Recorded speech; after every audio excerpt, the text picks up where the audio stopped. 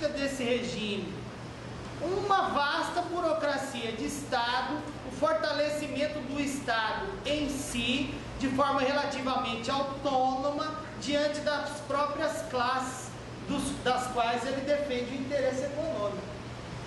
Então aí tem uma parte aqui onde Marx fala assim: hoje na França você tem 500 mil de parasitas, de burocratas remunerados pelo Estado, e mais 500 mil no exército. Uma sociedade de 32 milhões de habitantes é uma massa gigantesca de gente.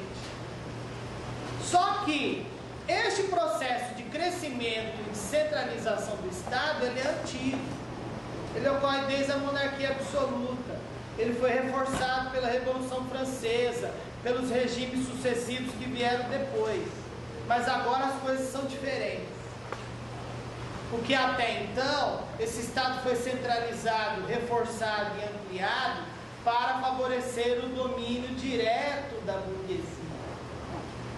Agora não. Agora ele é reforçado, ampliado e, o que mais que eu falei? Centralizado, porque ela não pode ter o seu domínio direto. Ela tem que ter um domínio indireto. Em outras palavras, porque ela não pode usufruir do seu poder político. Ela só garante seu poder econômico. Então é essa a peculiaridade do bonapartismo. Quer dizer, o bonapartismo não pode fugir do Estado autoritário, centralizado, de uma burocracia vasta. Como outras formas de regime burguês também podem ter. Mas o que o bonapartismo é peculiar? Ele é peculiar porque isso é condição para a burguesia manter o seu poder econômico, porque ela não é capaz de manter o seu poder político. Nas outras situações, não. Essa é a condição para ela ter o seu poder político. Agora não. Essa é a condição para ela abrir mão dele. Então ela vai precisar de um Estado forte, um Estado que faça o quê? Que temporariamente, provisoriamente, submeta a sociedade civil. Se impõe à sociedade civil com uma massa de gente, de parasitas de 1 milhão para 32 milhões de habitantes. Então qual que é o problema teórico disso aqui? O bonapartismo não é a regra do Estado burguês. Ele é a exceção. Ele é um caso excepcional. Teve gente, o Silvio sabe quem, que transformou o bonapartismo na estrutura do Estado burguês. Chamava-se Poulantzas. Mas, ao meu ver, isso é um erro. Porque para Marx o bonapartismo, como para Gramsci o cesarismo, é um caso excepcional. É um caso onde o domínio direto da burguesia não é possível. Por isso ela tem que recorrer a um Estado forte, a um Estado relativamente autônomo, que governe em nome dela, mas sem ela. Quem governa em nome dela, mas não é ela? A burocracia. Que no caso do Bonaparte, era apoiada socialmente pelo lumpenproletariado. Os caras que só têm a força de trabalho para vender, mas nem isso eles conseguem. A massa dos desempregados, dos pequenos ladrões, dos vagabundos, dos marginais, que vai ver nesse tipo de Estado a salvação da sua lavoura. Porque um Estado desse tamanho inevitavelmente vai arrumar emprego para essa gente. Inevitavelmente é capaz de pagar uma sinecura para essa gente, que vai então aí sim incorporar a burocracia e governar em nome da burguesia. Então qual é a grande lição teórica do conceito de bonapartismo? Ele é uma situação excepcional, a qual a burguesia recorre quando não existe unidade suficiente entre suas frações.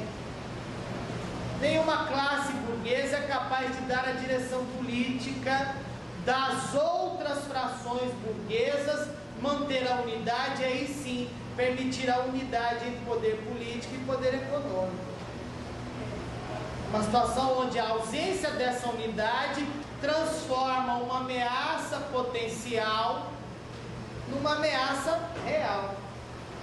Quer dizer, o antagonismo proletário, mesmo que derrotado, mesmo que ainda assim é suficientemente pavoroso, assustador, para impedir que a burguesia estabeleça seu poder político direto. Então aí ela recorre a situações bonapartistas, usando a terminologia mais atual, mais moderna, que não está em Marx, mas foi elaborada pelos marxistas que leram ele, ao meu ver, corretamente. O bonapartismo é a solução das forças da ordem para uma crise de hegemonia. Então o bonapartismo, em nome dos interesses burgueses, ele tem como principal inimigo quem? O proletariado. É por isso que a burguesia se entrega nos braços do Bonaparte, ué. E dorme no colinho dele, o sono dos justos. Então, que outros Bonapartes dá pra gente nominar? Só para ver se a teoria é válida ou não é. Tinha um contemporâneo do Bonaparte, do lado de lá do Reno, Bismarck, na Alemanha. Aliás, tem um texto do Engels que diz o bonapartismo bismarckiano. E depois? Hitler, Mussolini, a quem diga, tem que ver. Stalin, tem que estudar, mas tem gente que usa. Ao meu ver, a ditadura militar no Brasil, Perón na Argentina, o Chaves tem que ver.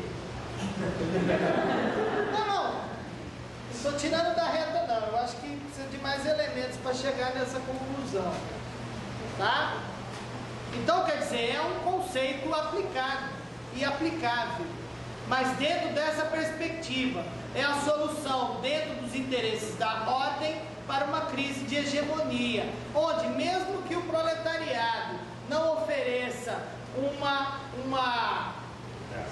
ameaça efetiva, concreta, imediata, a simples existência dele como uma classe em si e para si já é suficiente para assustar os interesses burgueses, diferente do campesinato.